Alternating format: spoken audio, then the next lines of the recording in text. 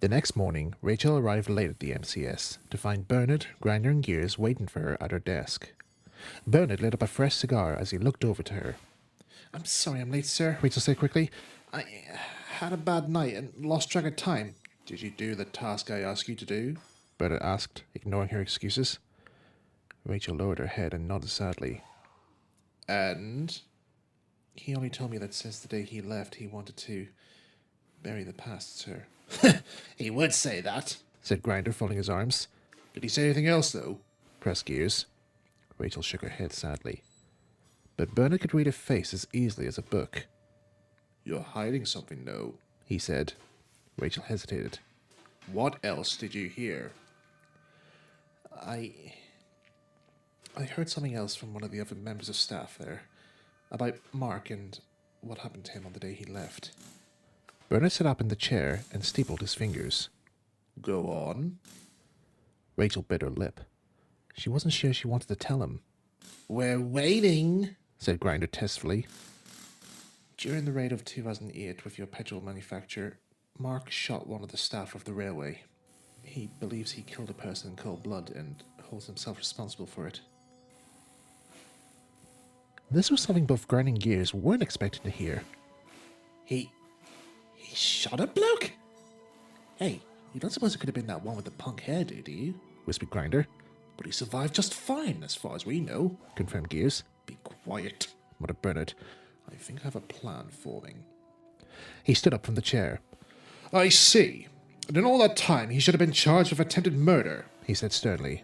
"And I will not stand for any of this. Scamming customers is one thing, but to actually try to murder anyone goes beyond anything else."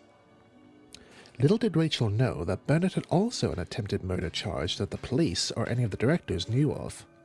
During the time of the petrol scheme, he hinted to Cars to take out Casey with the gun he shot Whitehouse with if he failed to do their bidding. Of course, Rachel didn't know about this. "I think a phone call to the police is in order," Bernard announced, "and we'll sort this out once and for all." "No!" cried Rachel. "You can't do this." "Oh? And how so, pray?" "Because I... Rachel tried to think of a reason, but there was nothing she could say.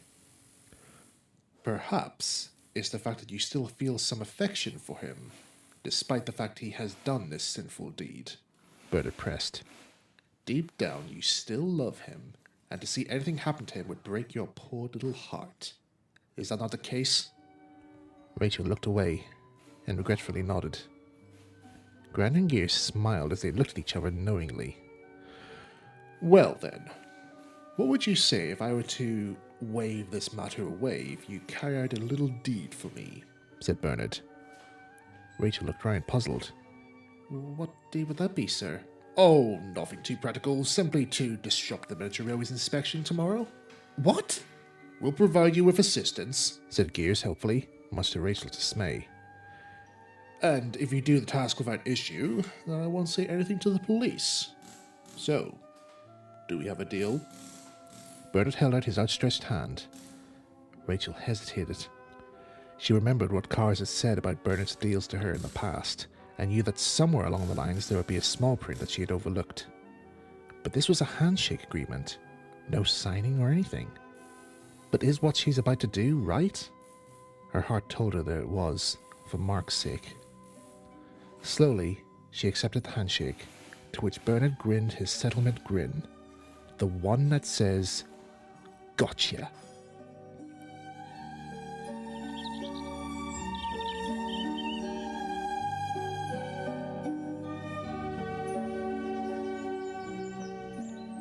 Cars was feeling anxious. Rachel had been on his mind ever since she came back into his life, and her sudden disappearance yesterday was quite a mystery. Corpse and Whitehouse were the only ones to have seen her leave, and he was squeezing just what he could get out of them. "And are you sure she didn't say why she had to leave?" Cars asked for the umpteenth time. "Look, Mark, we could even have it inscribed in stone that she simply raced past us while we were chatting at the station," said Whitehouse. "She said nothing of a greeting or a goodbye, but just jumped on her bike and pedalled out of the sight."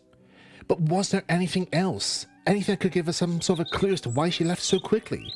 "If we'd known, we'd tell you," said Corpse. "I'm sure whatever it was, it couldn't have been anything serious." "Like what?"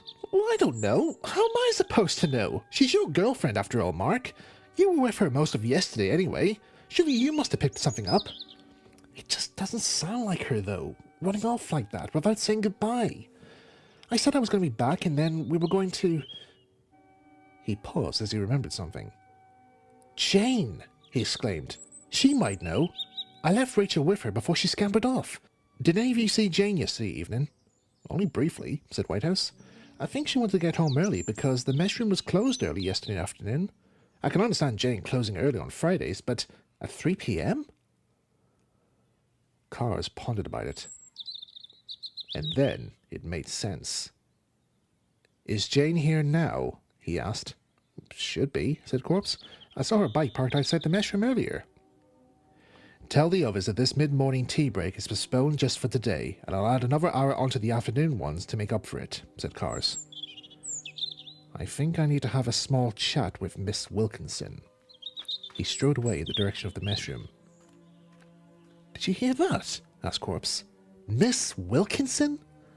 If Cars is addressing Jane like that, she must have done something wrong, added Whitehouse.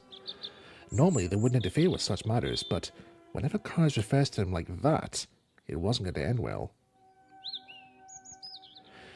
Jane had been feeling very uneasy all morning.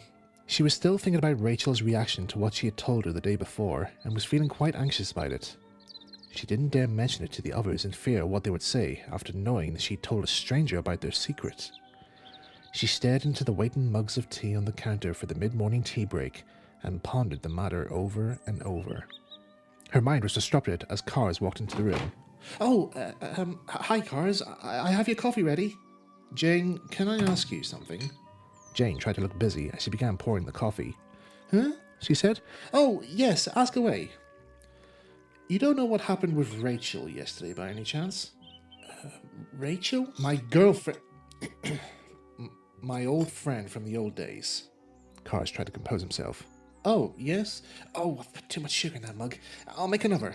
Outside, Whitehouse and Corpse were sitting underneath the open window and were listening to the conversation going on. Casey noticed them while he was collecting wooden blocks for Lady Grange's fire and came over to see what was going on. He just managed to dodge the hot sugary coffee that Jane chucked out of the window before reboiling the kettle to make a new one. Did she say anything about me at all? Continued Cars. Anything at all? Just the usual, how it was great to see you again and all that, Jane said hurriedly. Her hands were shaking slightly from the nerves. Was there anything I said to her that could have upset her? Asked Cars. What would you say that would upset her? Returned Jane with a smile. This managed to steer Cars away from targeting her and caused him to think over what he had talked about. However, after some thought, nothing he had said could have left such an impact that caused her to leave like that. I left her with you while I was away on that call, Cars said, just as Jane started pouring the coffee. Did you say anything to her that might have upset her? Ow! Jane yelped as she missed the mug and scalded her hand with the boiling coffee. The others heard this from outside and burst into the room to find Cars helping Jane soothe her burnt hand out of some cold water. It's all right, Cars said. It's just a small burn. Chris, get the first aid box out from the cupboard, will you? It's not like you to burn yourself while making the teas, Jane, said Whitehouse, helping her to her seat. What did you do, Mark? Nothing. I was just asking her a few questions about Rachel, and then this happens. What did you ask? If she said anything to Rachel before she left? Cars turned back to Jane, who was nursing her hand while Casey applied the bandage. Well, Jane? Jane looked uneasy. Jane, what did you say to her? Asked Cars again. We were only talking socially, Jane said quietly. We were just talking about you and had a laugh about this and that. What this and that? Cars said, his voice starting to sound stern. Nothing. Just Jane. She was telling me about how you became who you were before the petrol scheme, Jane said reluctantly. There was a pause as Cars took this in. She was worried about you and wondered what had happened to you when Bernard assigned you to do it, Jane continued. Cars nodded understandingly. Of course she would have been. That's why she was surprised at that revival of his nickname. But that couldn't have been why she ran off. And what did you say? He asked. Now it was the moment that Jane feared. She looked away ashamed. You didn't tell her about what happened, did you? Asked Casey. About the real lost engine incident? Jane said nothing. How much did you tell her? Asked Cars, leaning closer. The lava was simmering. Jane tried to get the words out. I only thought that, what with her being around at the time... For God's sake, woman! What did you say to her, Jane? Exclaimed Cars, slamming his fist down hard on the table, making Jane jump with a yelp. Mark! Gasped Whitehouse. Answer me! Yelled Cars. Everything! Screamed Jane through scared tears. I told her everything! About you, Chris, Mike, and Rory, everything! Cars stood up and advanced to the mess room doorway, breathing heavily. She ran off when I got to where you shot Mike on the gantry, Jane said quietly, standing up. Mark, I'm so sorry. She wanted to know. I thought it was okay. Okay? We trusted you, Jane Wilkinson, hissed Cars. You said that you would never tell anyone what we told you about what happened. And you went and blurted out everything to Rachel. I didn't tell her about what happened because it would only upset her and make her think that I was just as bad as Bernard. And thanks to you, she probably now thinks that. But Mark, I don't want to see you on this railway's turf after today. As of now, you're through. Carr stormed out, slamming the door behind him. Jane stood where she was, tears forming in her eyes. She looked over to the others, who gave her a cold response. There was no hope in asking them for support. One by one, they too left the mess room in a foul mood, leaving her to mourn over her actions. Carr stood on the footbridge by the station, looking up into the grey clouded skies, and thought. What would he say to Rachel if they ever met again? How could he explain everything? It wasn't his doing, but Bernard's. If at all, he should be the one to blame. How could Jane tell her? How stupid is she to do that? I thought it was okay. When did she ever think? But then Cars remembered what Jane said before that bit. Rachel was seriously worried for him. She wanted to know what had happened to him. She cared for him, like he cared for her. Some droplets of rain began to fall. There was a crunch of gravel. Cars looked up. Jane was cycling her bike away from the railway. Her chocolate brown hair covered her sorrowful face as she refused to look at him. The rain helped hide her tears, but Cars knew rightly that she was crying.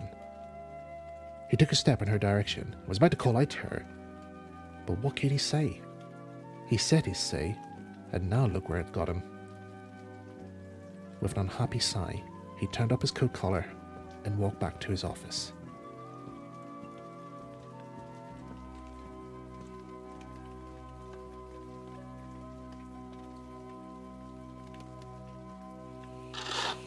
I can't believe she did that, exclaimed Casey crossly. He threw a shovelful of ash over his shoulder into the bushes. We trusted her to keep our secret, and she did this. I have to think I have to change my suspicions of everyone I meet from now on. Heck, I wouldn't even trust you two. Hey, don't start bringing us into the matter, Case, retorted Whitehouse. We're just as annoyed as you are, and don't you forget it. Maybe Jane had a reason, said Corpse. Casey and Whitehouse stared at him. What? They asked. Well, think about it, though. If you loved someone so much that even the slightest change in their character could cause a lot of suspicion, wouldn't you want to know the answer? Casey and Whitehouse looked at the ground and thought about this.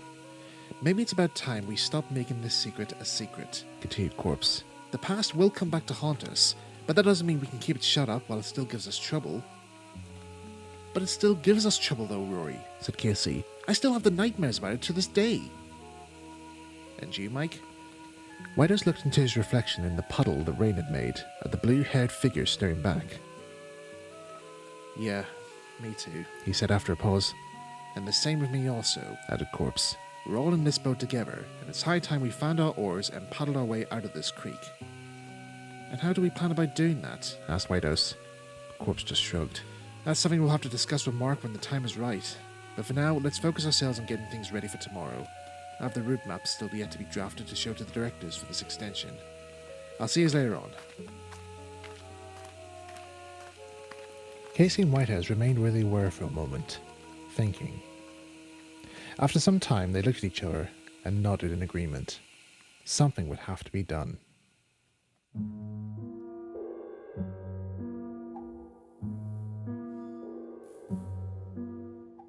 So, this is the plan, said Bernard, scanning over a large map of the site.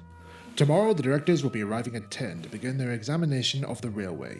They will obviously start here at the station and continue as far as here. He stood up and looked at Gears.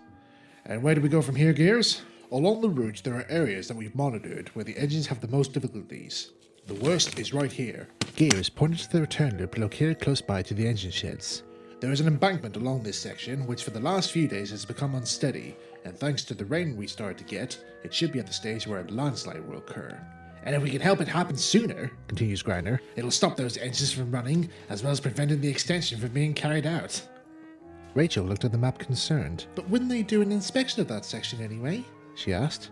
They're bound to notice. Mark has done inspections of that section for years and has not once noticed anything, says Gears. And if he misjudges again tomorrow and the landslide happens, then it'll be his responsibility for misconduct. And recently, thanks to you, Rachel, he'll be all on the tiz to pay any attention to his work. Why? What has he done? Our hackers have found out that he fired their T-girl regarding that little info she told you. Looks like Mark wanted to keep it quiet from you for a particular reason. Rachel looked horrified. I didn't mean to cause her to be fired. I only wanted to know what happened to Mark back then. I must speak to him and explain. Said Bernard, as Grinder blocked her way to the door. Remember our agreement, Rachel, my dear. And if you don't want Mark to be imprisoned for his crime, you better stick to the plan as we agreed. You got that? And don't think I haven't thought about keeping you under surveillance till tomorrow. As we speak, I have several of my men keeping track of your house and your telephone, just in case you ever thought about getting in contact with Mark. Rachel glared at Bernard and stepped away from the door. Good girl. Now, as we were discussing, Mark will be in such a state about not conducting a proper inspection of that embankment, the directors will find him unfit for duty and have him sent down from running that railway. That's when you, Rachel, will come in and scoop him up to bring him back here, where I'll be waiting with the forms for him to sign his life away working for me. Bernard chuckled as he finished his 70th cigar and struck up a fresh one. Now, off you go and get that paperwork sorted out. And be sure to send out a letter to that fella about his Ford Angler payments. Rachel said nothing as she headed out the door. Her mind was already racing with what had happened when she left the day before.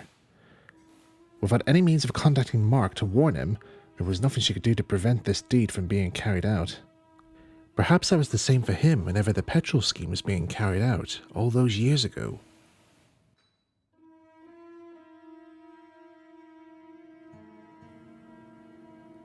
September 2008. You ready? Mark asked. Rachel grabbed her coat and bag as she quickly finished typing a letter. Sorry, better have me typing up more of those payment notices. That's Mr. Williams to you, Mark said, stopping Rachel at the doorway. He pointed his index finger at her face threateningly. Remember that. Let's go. They walked down the gantry towards the gateway. Rachel could sense a kind of stress about Mark's movements. Like he was under a lot of pressure about something. This had gone on ever since Mark's character had changed a few weeks ago, and was starting to show more as the days went on. They stepped through the gateway and noticed Grinder and Gears leaning against one of the railings not too far off from the miniature railway. There was no words from either of them, but Mark gave a nod indicating that something had been organised earlier on and that they were going to meet up again later. As Mark turned away, he caught a glimpse of the miniature railway and gave a snarl. Rachel looked back as they resumed up the road. What was that about? She asked. Mark said nothing. They continued walking, all the while not saying anything. She decided to lighten the mood. Would you believe it if I were to say that those payment notices I was typing were those you told me to throw away? I don't know how they ended up on my desk again after I did what you said about them. I put them back, said Mark. But you told me to throw them away after I typed them. It is not my job description to disrupt a co-worker's task. That information you have provided is false. But you definitely said... Mark spun round. He glared at her in the face coldly. If you start stating any more false statements, I'm calling this date off. He resumed his walk, leaving her following behind, puzzled. From behind one of the museum's conifer trees, an MCS worker stepped out and watched on as the couple resumed on their journey up the road. He took a hip flask out of his pocket and took a long, hard swig.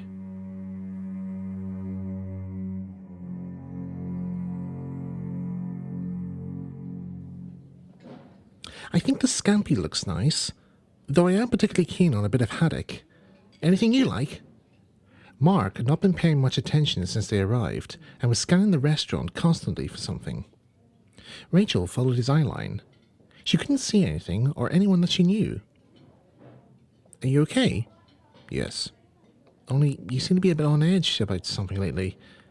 Is someone watching you? I don't know what you're talking about. The way your eyes keep shifting like that makes you look like you're an escaped convict. It's probably just your imagination. That's the sort of thing you have to start growing out of if you want to continue your career with us. About that, I wanted to talk to you about my contract. I was reading a copy of one while I was sorting out the files, and I noticed that Mr. Williams, has placed a hidden small print which is clearly hidden within the signature box where I signed. It says I have to work at the MCS until I drop dead. Mark's eyes suddenly snapped over to Rachel's. What? Is that some sort of trick of Bernard's, or is that real? I assumed it to be a joke, but that wouldn't be allowed by the directors though, wouldn't it? Mark continued looking at her as if he'd seen a ghost. A sudden memory came to him as he looked away slightly. You alright? Yeah, I just remembered Mr. Williams. I forgot something. Is it important? Asked Rachel. More important than you think, Mark muttered. He looked back at Rachel, this time with that old look that she knew. Oh, I'm so sorry, he said sadly. Rachel laughed slightly. Sorry? About what? You haven't done anything wrong, have you? No, said Mark quietly. Not me. Rachel didn't know what he meant. Have I done something wrong? She asked. Mark only sat back in his chair. Was that a tear she could see in his eye? However, he rubbed it away as the waiter came over. Are you two ready for your orders? There was a slight boozy odour coming from the man that Rachel recognised. She smelled that aroma from somewhere before. But where? Mark looked up and gazed sinisterly as the man poured more water into his glass. His face was slowly going crimson. I'll have the scampi with new potatoes, please, said Rachel, looking through her menu. She looked up and her blood suddenly went cold as she remembered the face. Mark stood up from his seat and grabbed her hand. On second thoughts, I've gone off fish, he said. I'll just pay for the water. But the water's free, sir, said the MCS worker. Then I'm not out of pocket, said Mark, and they hurried out the door.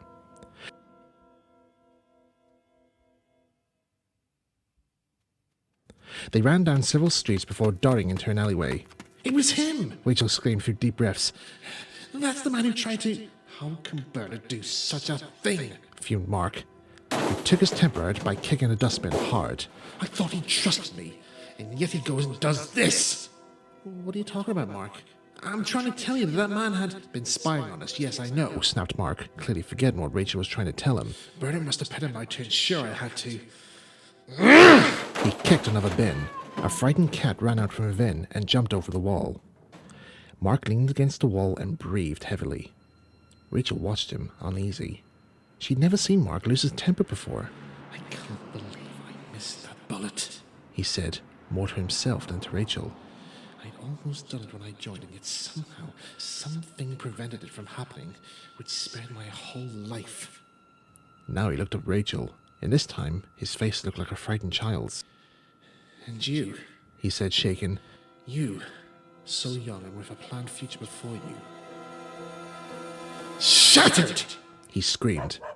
A dog barked somewhere in the next street. Mark, you're frightening me, said Rachel. What are you talking about?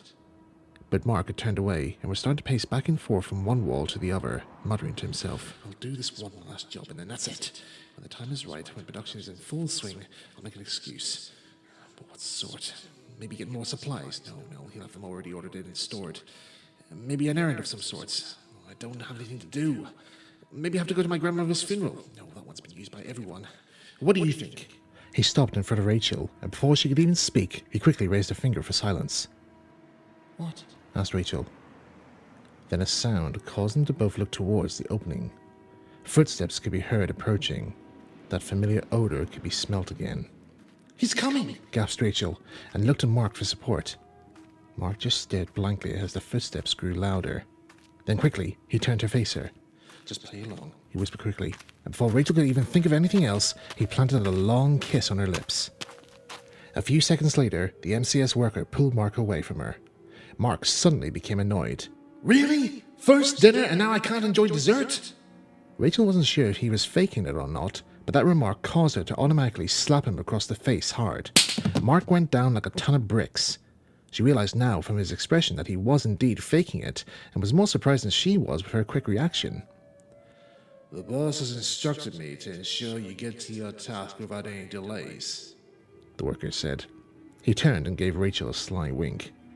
"Glad you floored him for me, miss," he said. Rachel looked back at him puzzled. "Because now, I can do this." And before Mark could do anything, he swung his foot out.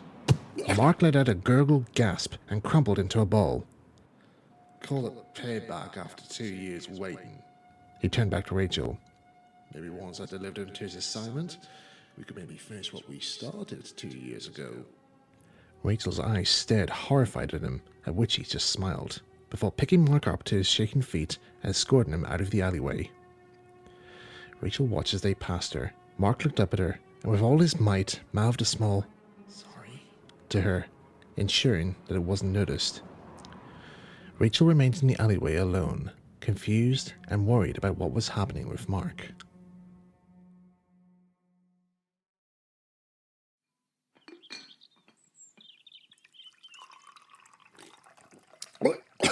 "Oh, God!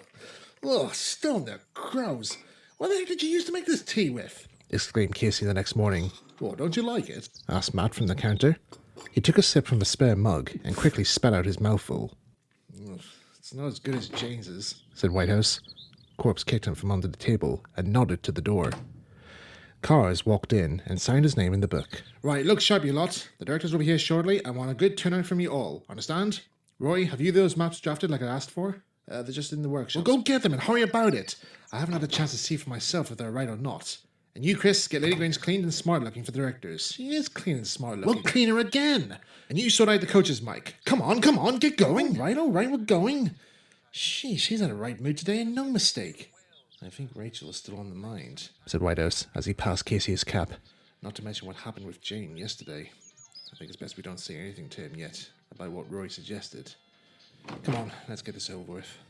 "Seems like we're starting to go back to the old days, when he first came to work for us," sighed Casey. "He was a right pain back then, and no mistake."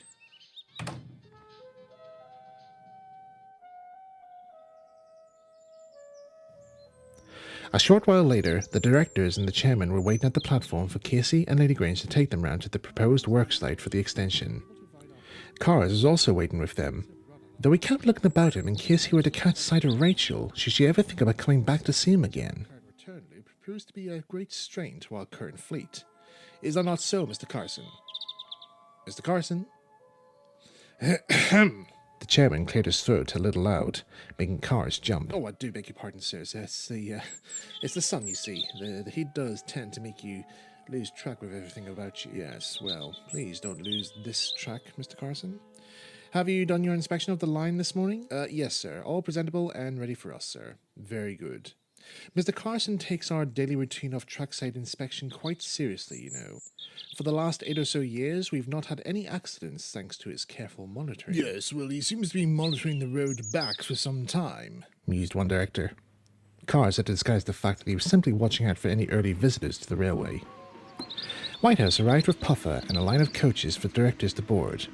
With his mind distracted, Cars failed to notice Grinder, Gears, and Rachel sneaking by the other road into the railway's grounds. Rachel tried to get Cars' attention, but Gears pulled her away just as she uttered the first syllable. Cars looked round, but saw nobody. He sighed as he and the officials waited for their engine to arrive. The three peered round the corner of the outer wall where the engine sheds were located. Casey was just finishing giving Lady Grange another clean when he checked his watch. He should have been at the platform 2 minutes ago. Quickly, he jumped into his seat and scampered off to the station. "Right, the coast is clear," said Grinder, and they made their way over to the return loop. The embankment was about 5 feet tall, and several trees stood tall and proud above it. Right, we just need to cause a weak spot for that lot to fall, said Gears. He looked about him and spied the shovel Casey uses when he's clearing away the ashes. This should do the trick, he said, and began to scrape away the earth. I really don't think we should be doing this, Rachel said. We might seriously hurt somebody. Aye, and Bernard will seriously hurt us if we don't get it done properly, said Grinder testfully. Just you stand over there and glam yourself up for when you have to sweep cars up when he gets fired. Rachel folded her arms. I refuse, she said. I've labored as much as I can with the MCS, and I'm not following any more orders from you or Bernard. You what? Said Gears. He scraped the shovel out from the earth and held the blade dangerously at Rachel's throat. Don't forget what Bernard had said about you following orders, and let me also remind you that as an indefinite employee of the MCS, according to the contract that you signed when you first joined with us, do not get out of the company's clutches until you have gained a halo, wings, and a golden harp. So if you refuse to be part of this task we've been assigned to carry out, then that arrangement could be made. You see there? Grinder pointed Rachel to a spot right next to the engine shed's tracks. 9 years ago, we took out a bloke who was standing there with this very shovel. Unfortunately, you didn't hit him hard enough, Gears commented. Not even Mark's bullet took him out when he shot him. What? Gasped Rachel. Grinder whacked Gears hard with the brim of his cap. But I thought Mark killed him. What difference does it make? The fact is you'll get the same treatment as he did if you don't follow orders. They then heard a whistle. Rachel quickly sprinted in the direction of the whistle, but Gears was quicker than she was and grabbed it before she could reach the portal. Mark! She called, but Gears clamped his hand over her mouth as he pulled her away. Grinder quickly tried digging the embankment some more. A small rumbling sound could be heard. The soil and earth began to slide. That should do it, called Grinder as he ran to a safe distance. Gears pulled the struggling Rachel towards him as they watched the landslide take its toll. It piled up over the tracks, leaving only the roots of a large pine tree sticking out like waiting claws. So far, the journey to the site was going very smoothly. The directors and chairman were quite impressed by the condition of the track. Their cars were still thinking about what he should do. As they passed the steaming bays, Casey gave a long whistle as they came to the brick portal before the return loop. He opened up the radiator more as Lady Grange reached the steep gradient. I hope they crash, Gears said. That'll be a bonus. £10 says he plows straight into it. That's Grinder. Rachel had to stop them, but what could she do? Then a memory of her attacker came back to her. What did she do to stop him when he grabbed her? Gears' laughter suddenly became a gasping gurgle as he let go of Rachel and folded up. Grinder tried to stop her, but she quickly grabbed the shovel off him and whacked him hard across the face. Rachel sprinted to the spill and climbed to the top where she hoped Casey could see her clearly. Thank goodness she had her red handkerchief with her. She tied it to the shovel and with her makeshift flag waved her with all her might. Lady Grange appeared through the portal. She was going quite fast. Stop! Yelled Rachel. What on earth? Exclaimed Casey. Cars looked up and saw... Rachel? He gasped. Lady Grange's brakes sounded. The coaches clattered into each other. The chairman and directors fell out in their seats as the whole train skidded along the curve. Everything went white as Lady Grange's drain-cocks engulfed the whole train. Rachel braced herself for the crash. And yet, somehow, it never happened. As the steam cleared, Rachel could see that Lady Grange had stopped within millimeters of the landslide. Everyone was safe. Casey looked up from the cab and wiped the perspiration from his brow.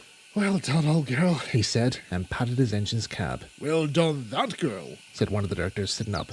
Thanks to your quick thinking, young lady, you prevented a serious accident. Now then, Mr. Carson, he said as he turned to Cars, I thought you said you made a thorough inspection of this site before we started this journey, and said that this site was completely safe. It was, sir, said Cars severely. I checked it through and through. Gotcha! Grinder and Gears appeared over the pile and grabbed Rachel. Grinder grabbed the shovel and was just about to clout Rachel with it when Casey saw them. Grinder and Gears! Cars, the chairman, and the directors all turned and saw them. They were the ones that did this, cried Rachel. They wanted you to fire Mark and let them... She managed before Gears gagged her with his gloved hand. Mr. Jones, are these individuals part of your local roster? Asked one of the directors. No, sir, they're not, said Casey haughtily as he backed Lady Grange up. These two belong to none other than Bernard Williams of the Motor Car Society. And if you take it from me, sir, this is probably one of their schemes to cause trouble for us here, and to get me fired, no less, added Cars, so that Bernard can hire me back again. Well, we won't stand for this kind of action, said another director. You two come down here at once. You'll have to catch us first, calls Grinder with a grin. He threw the shovel towards the pine tree's roots. Some more earth shifted, followed by a groaning noise. Gears tried to pull Rachel back, but she shook her head away enough to allow her teeth to bite down hard on his hand. Ow! Gears yelled as he threw Rachel down onto the spill and sprinted after Grinder. The groaning got louder. The earth shook. Rachel, look out! Yells Cars. Rachel looked up and saw the might of the pine tree falling towards her. Cars tried to run to her, but he was pulled away from the earth pile by the chairman and Casey. Rachel turned and they both saw the horror in each other's eyes. Rachel! Mark! Everyone fell to the ground as the ground shook. Whitehouse, Corpse, young Matt and the rest of the railway staff came hurrying over when they heard the noise. As the dust settled, all they could see was the large form of the pine tree half buried within the earth pile. The rest of it lay right across the staff car park and a quarter of the way through part of the outer wall of the garden. Rachel! Cars jumped to his feet and ran towards the earth pile and began digging for all his life. The chairman tried to pull him away again, but this time Cars pushed him away. I must find her! He yelled desperately. What happened? Asked Corpse, and Casey quickly told him in Whitehouse what happened. Cars continued on digging when he saw something that made him stop. Poking out from the earth was a red bit of cloth. It was attached to something hard. Cars tugged at it and pulled out the remains of Casey's ash shovel with Rachel's red handkerchief still tied onto it. He untied it and held the bit of cloth in his hands, like cradling a newborn child. He raised his head and looked around the site. Rachel! There was no response, except the crowing of the frightened birds and the wind in the trees. The realization of it all had hit everyone. Casey respectfully removed his cap, while Corpse and Whitehouse lowered their heads. Cars looked at the handkerchief again and broke down into tears. The chairman and the directors were about to ask who Rachel was when the chairman felt a tug on his sleeve. She was his girlfriend, sir, whispered Casey. They hadn't seen each other for 9 years, until a few days ago. At which the chairman fully understood, and he too respectfully removed his hat, as did the directors.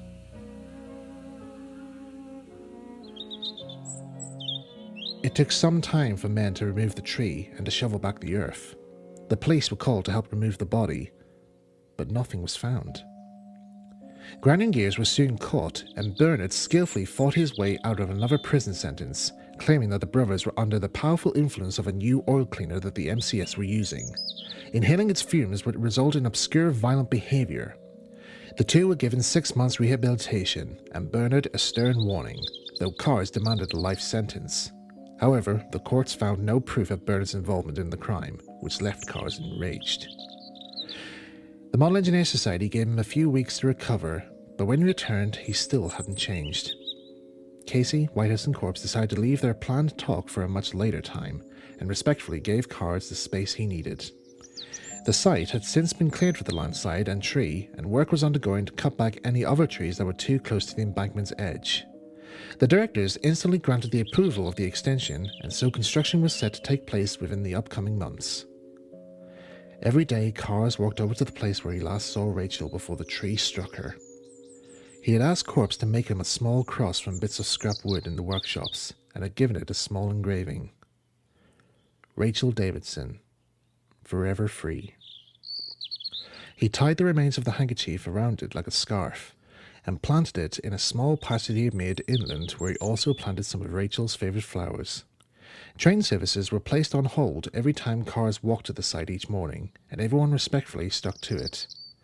However, after the 4th week, the passengers started to complain, to which Cars was informed, and so had to make his visits at the end of each day. And while the chairman was respectful in showing sympathy to his employees during a sorrowful time, he had to remind Cars that he must regain focus on his work, to which Cars fully understood. Casey, Whitehouse and Corpse finally got round to have their talk with him, and without hesitation agreed to have the secret of their Lost Engine episode known. While it did raise a few questions from everyone, they soon understood the friends' shifty behaviour whenever the mentioning of Bernard's petrol scheme was brought up, and they said no more about it. While this did lift some weight off his shoulders, Cars still couldn't get Rachel out of his mind. One afternoon, Whitehouse arrived at his office with a letter that had just been hand-delivered to him by one of the passengers. There was no forwarding address, except the envelope looked as if it was typed using a typewriter. Mr. Mark Carson, the Model Engineer Society, Transport Museum, Colchaw. "Were you expecting anything?" asked Whitehouse.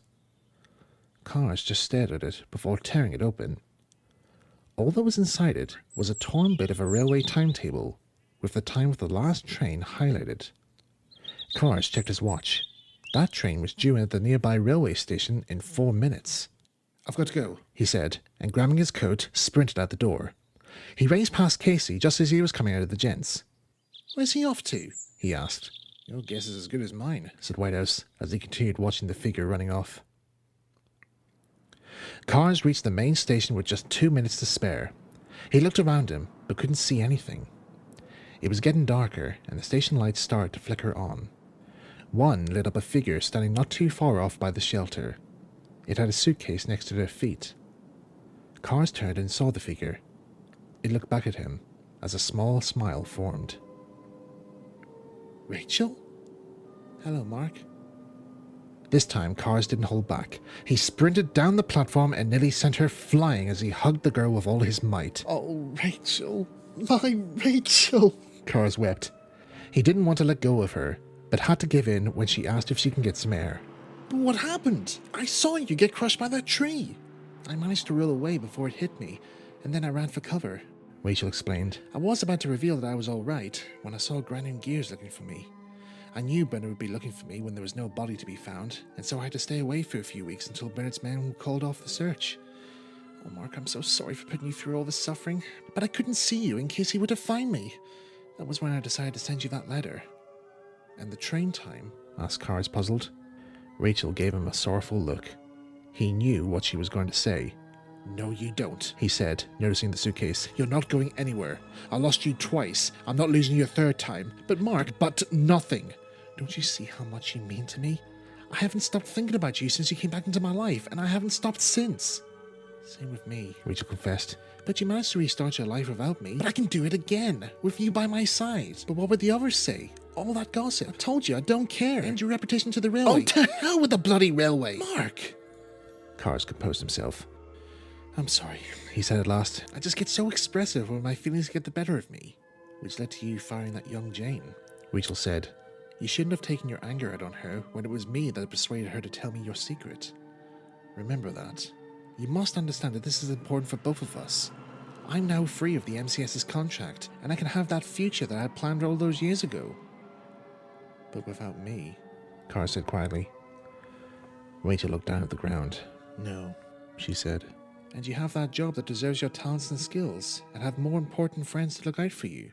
But without you, yes. That is the small print we fail to notice. But we must follow as fate's contract states." As the two talked, a sinister figure stepped out from the shadows. He was now much older, but still the same MCS staff member he was 9 years ago.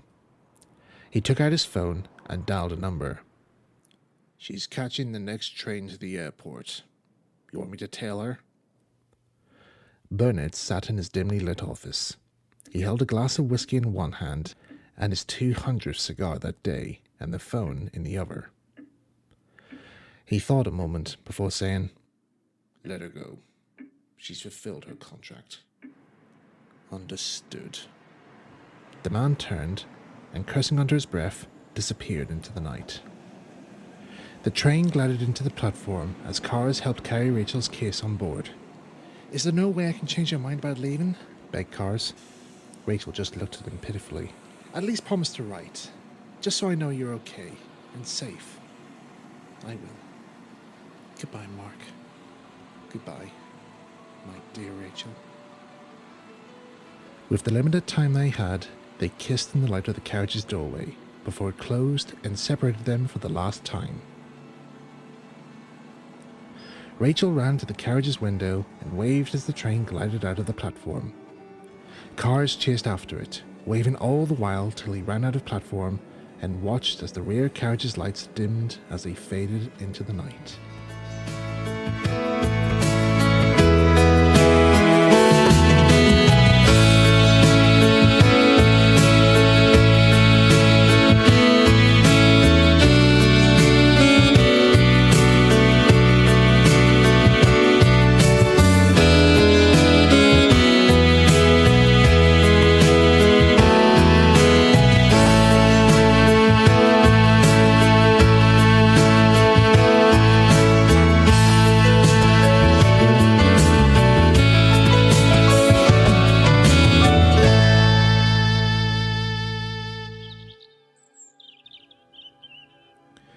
Carr sat in the mess room some weeks later.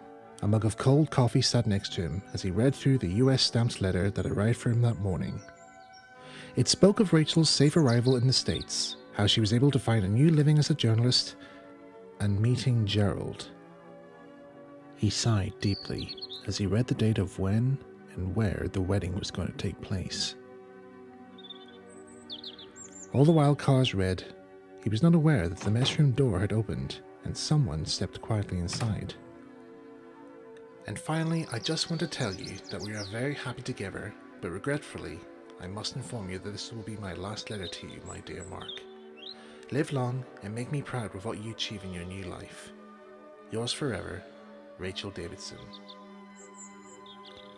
Carr lowered his head sorrowfully, but raised it as he felt a gentle hand on his shoulder. He looked up and smiled. I thought you could do with some company, said Jane kindly. I'm so sorry, Mark. No, it is I who should be sorry to you. He took Jane's hand and held it gently in his own. I shouldn't have been so angry with you, Jane, when you were only doing what you thought was best for Rachel. It was right of you to tell her, and I thank you for doing so. As of now, if you want, you can come back with us here. Jane smiled, and for the first time in weeks, Carr felt like his old self again. I'll get you a fresh cup, said Jane, and took Carr's mug and went to make a new batch of coffee.